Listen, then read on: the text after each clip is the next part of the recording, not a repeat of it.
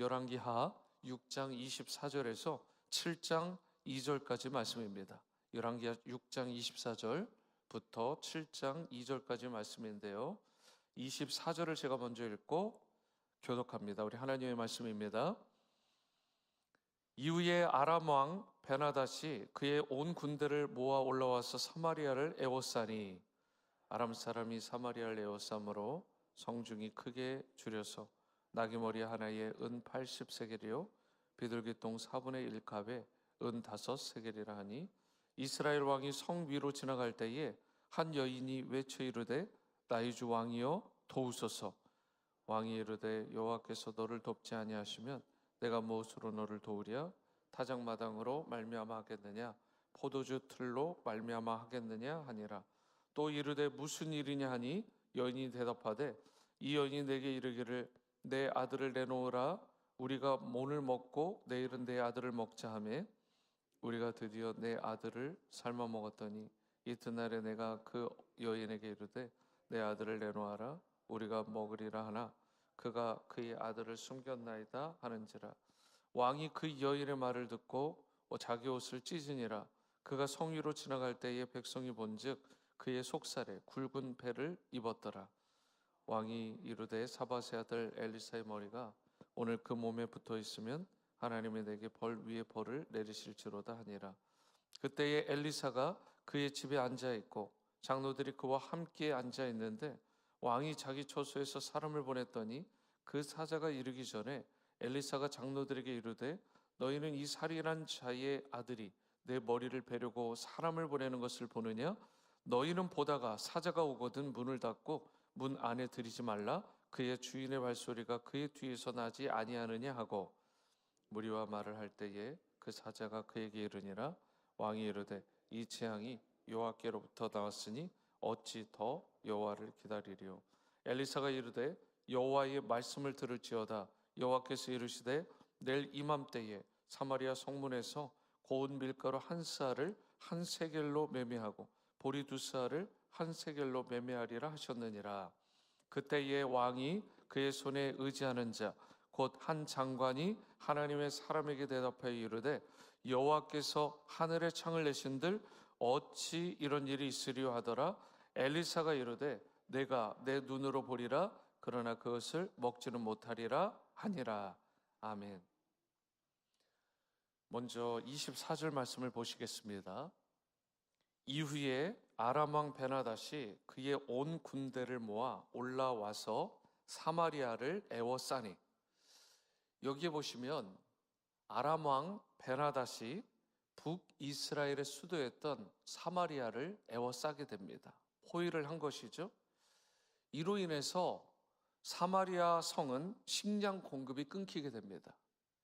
이 마지막까지 끊기지 않는 것이 왕의 창고인데, 왕의 창고 가운데 있었던 식량도 끊어졌고요, 그리고 포도주 창고까지도 모두 바닥났고, 백성에게 더 이상 식량을 공급할 수가 없는 지경이 되니까 그야말로 아비규환이 된 것입니다.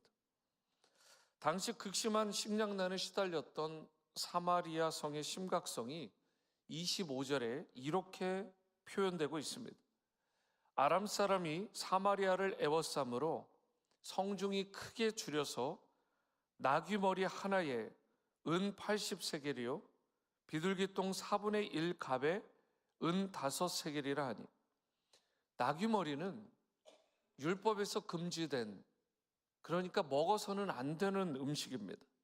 그런데 이런 것들마저도 너무나 귀한 것이 되어서 나귀머리 하나에 무려 은 80세겔이 되었다고 합니다. 은 80세겔을 이해하려면 쉽게 하면 이런 것입니다. 이 장정이 이렇게 하루하루 품삯을 받아가지고 쓰지 않고 다 모아서 계속해서 할 때 이것이 무려 11개월, 대략 1년치 품삯에 해당할 만한 굉장히 큰 돈이 은 80세겔이에요. 그런데 그러한 것들을 지불하고 이 나귀 머리 하나를 구입할 수 있는 그러한 값어치, 곡식 576리터나 구입할 수 있었던, 평상시에는 그 정도로 큰 돈이 이 돈이었습니다. 그런데 그런 터무니없이 높은 값에 이 나귀머리가 팔리고 있다는 사실, 이게 비정상적인 상황이라는 것이죠. 그뿐 아닙니다. 비둘기똥 4분의 1 값에 은 5세겔이라고 되어 있어요. 이 비둘기 변이 평상시에 곡식 36리터를 살 수 있는 값에 팔린다. 여러분, 이게 얼마나 비정상적인 일입니까? 이것을 무슨 용도로 썼는지를 알 수가 없죠. 그런데 여러분, 상상하기 힘들 정도의 한마디로 식량난이 그 안에 발생한 것입니다. 당시 사마리아 성의 극심한 상황이 구체적으로 또 묘사된 내용이 있어요. 이러한 상황에서 26절, 이스라엘 왕이 성 위로 지나갈 때에 한 여인이 외쳐 이르되 나의 주 왕이여 도우소서. 한 여인이 왕에게 좀 도와달라고 간절히 부르짖습니다. 이때 왕이 27절과 같이 말합니다. 내가 무엇으로 너를 도우랴? 타작 마당으로 말미암아 하겠느냐? 포도주 틀로 말미암아 하겠느냐? 이것은 자신이 아무것도 할 수 없다, 내가 왕으로서 할 수 있는 것이 아무도 없다라는 그런 일종의 포기 선언입니다. 굉장히 답답한 상황을 탄식하면서 그 여인에게 말하고 있는 것입니다. 자포자기한 것이죠, 이 왕마저도. 이때 여인이 왕에게 그야말로 상상을 초월하는 그런 내용을 말합니다. 이게 28절과 29절에 이렇게 기록되어 있습니다. 또 이르되 무슨 일이냐 하니 여인이 대답하되 이 여인이 내게 이르기를 내 아들을 내놓아라. 우리가 오늘 먹고 내일은 내 아들을 먹자 하매 우리가 드디어 내 아들을 삶아 먹었더니 이튿날에 내가 그 여인에게 이르되 내 아들을 내놓아라. 우리가 먹으리라 하나 그가 그의 아들을 숨겼나이다 하는지라. 두 여인이 있었어요. 하루는 이 집 아들을 먼저 삶아 먹고 다음 날에는 저 집 아들을 삶아 먹자, 서로 그렇게 일종의 참 비극이지만 합의가 일어난 것입니다. 그런데요, 한 여인이 다른 여인의 아들을 삶아 먹고 나서는 자기 아들을 내주지 않았다, 이런 충격적인 이야기를 하고 있는 것입니다. 극심한 궁지름을 이기지 못해서 어머니잖아요. 이 엄마가 아들을 삶아 먹는, 그것을 주고받는 참담한 일이 벌어진 것입니다. 세상에서 가장 고귀한 사랑이 어머니의 사랑이라고들 하잖아요. 그런데 극심한 굶주림 때문에 인륜마저 저버리는 이런 비참한 인간됨을 상실한 이런 일까지 이 사마리아 성중에서 일어난 것입니다. 어느 정도인지 상상이 되시겠습니까? 끔찍한 것입니다.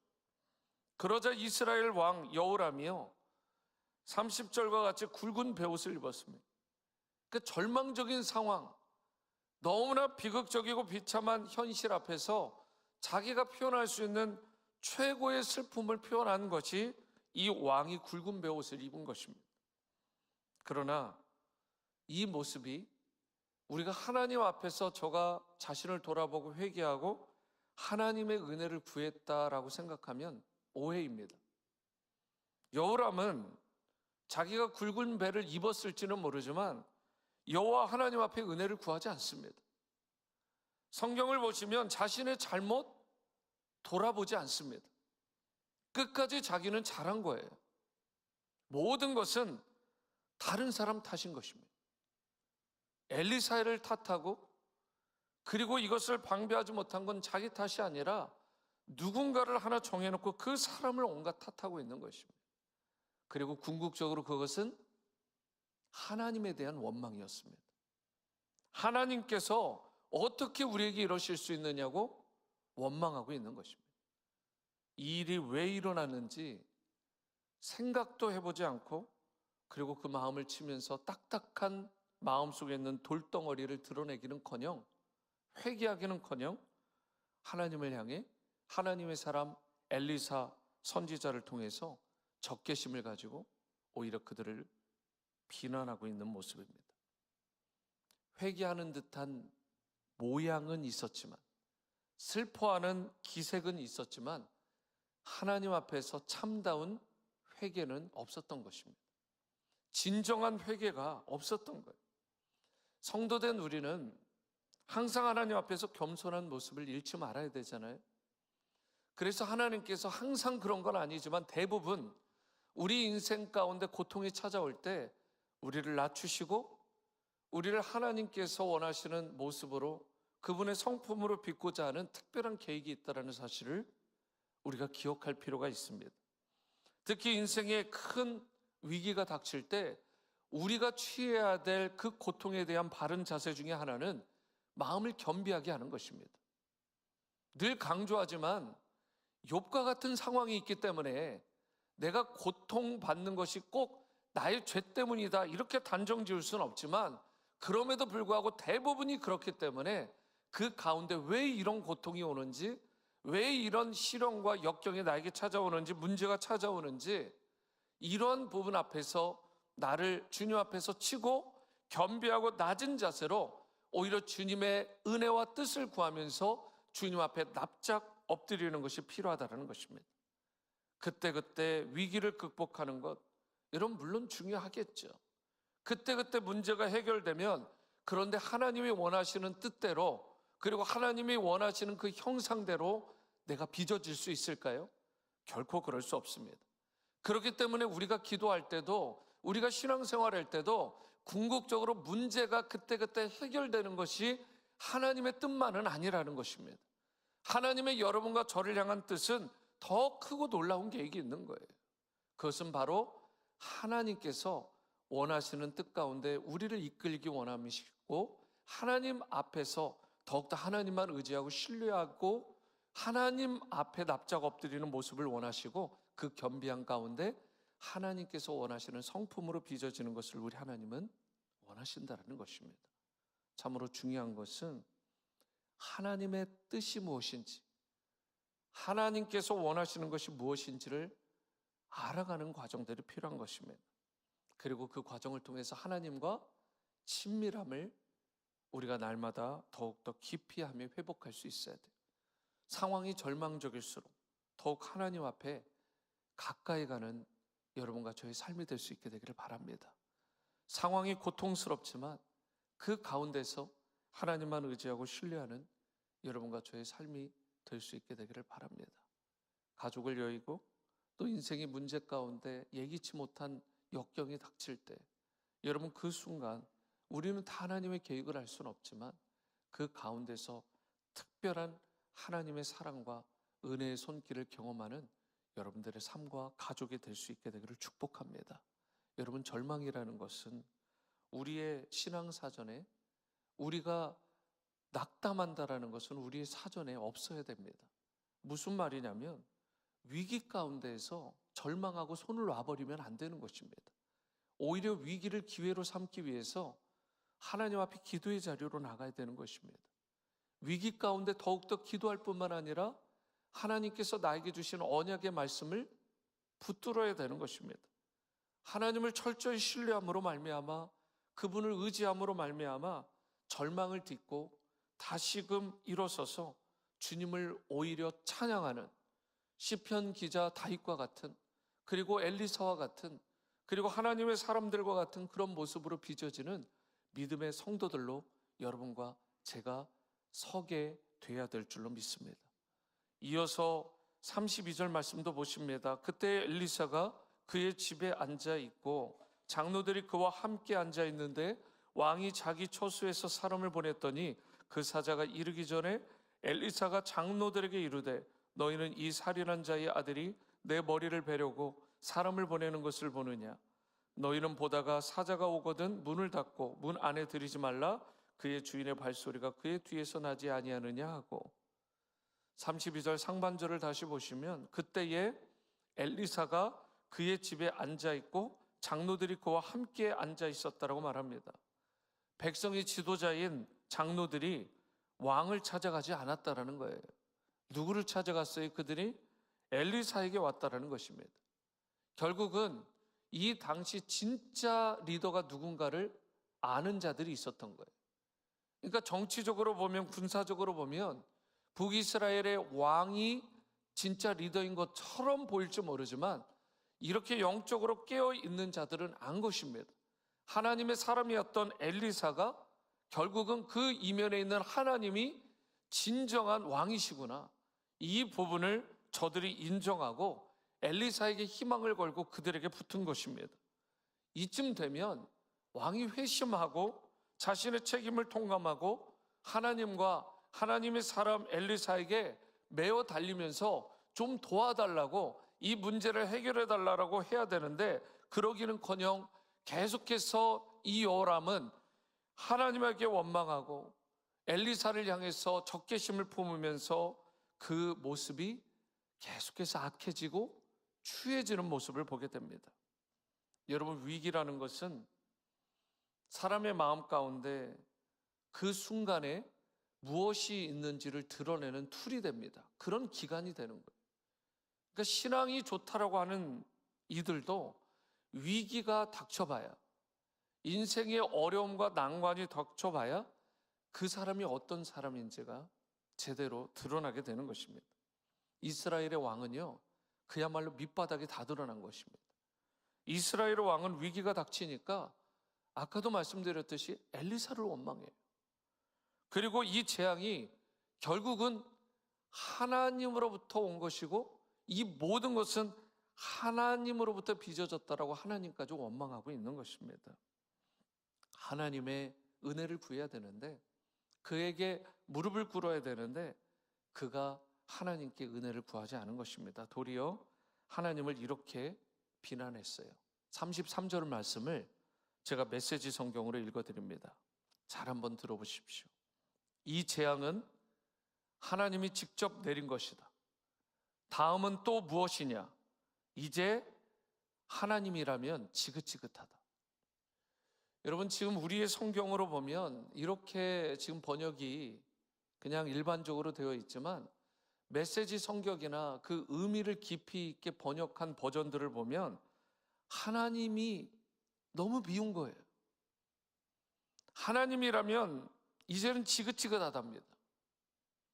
하나님이 지금 이렇게 우리를 고통스럽게 하는데 다음은 또 뭡니까?